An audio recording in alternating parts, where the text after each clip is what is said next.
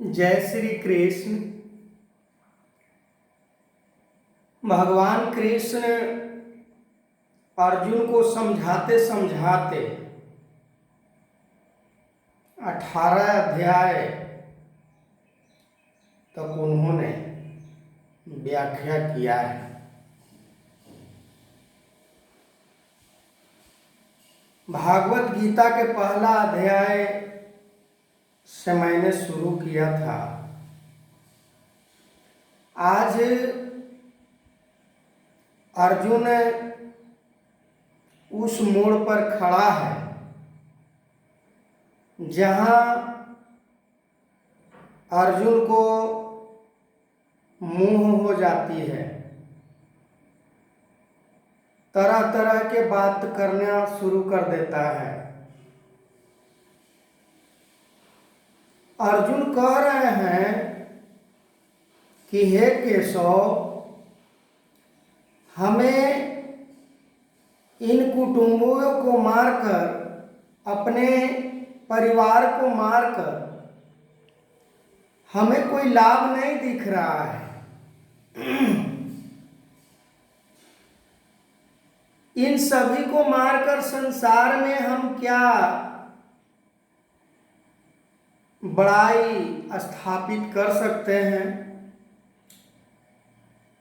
संसार में हम निंदनीय के सिवा और कुछ साबित नहीं हो सकते हैं। अनेकों ऐसे ऐसे उदाहरण अर्जुन देते हैं। युद्ध में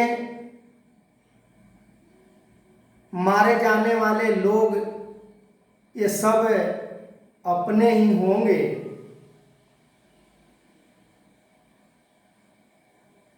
तो हमें इससे क्या लाभ? अर्जुन अनेकों प्रकार से समझाने का प्रयास कर रहा है भगवान कृष्ण को। ये युद्ध को करना नहीं चाह रहा है, क्योंकि इसके मन के अंदर भय समा गया है, मोह व्याप्त हो गया है। आज भी यदि देखा जाए, किसी व्यक्ति को मोह हो जाता है, चाहे किसी प्रकार का भी मोह हो, धन का हो, परिवार का हो, पद का हो, जाति का हो, कई संप्रदाय का हो सकता है, तो इंसान का बुद्धि काम नहीं करती है। इंसान का बुद्धि चकरा जाता है और इंसान सही डिसीजन ना लेकर गलत डिसीजन की ओर चल देता है और उसका परिणाम जो घटता है वो किसी को बताने की जरूरत नहीं है। यहाँ अर्जुन जिस मोड़ पर खड़ा है, अर्जुन के साथ में ना जाने कितने अन्याय किया गया। अर्जुन के लिए भगवान कृष्ण को उन राजाओं के सभा में क्या क्या अपमान सहना पड़ा। द्रौपदी के साथ क्या हुआ, इसके बारे में भी किसी से छुपी बात नहीं है।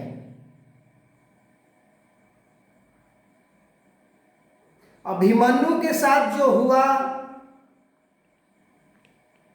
भीमसेन के साथ जो हुआ कि भीम सेन को कई बार मारने का ऐसे प्रयास किया गया,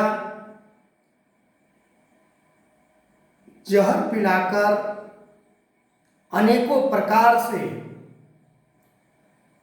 उस समय अर्जुन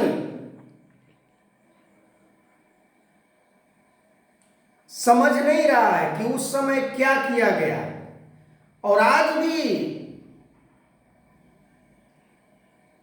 जो कर रहे हैं कौरव सेना, जो अपने रणभूमि में डटे हुए हैं लोग, पर अर्जुन को वहां पर मोह आ जाती है। नहीं आनी चाहिए थी,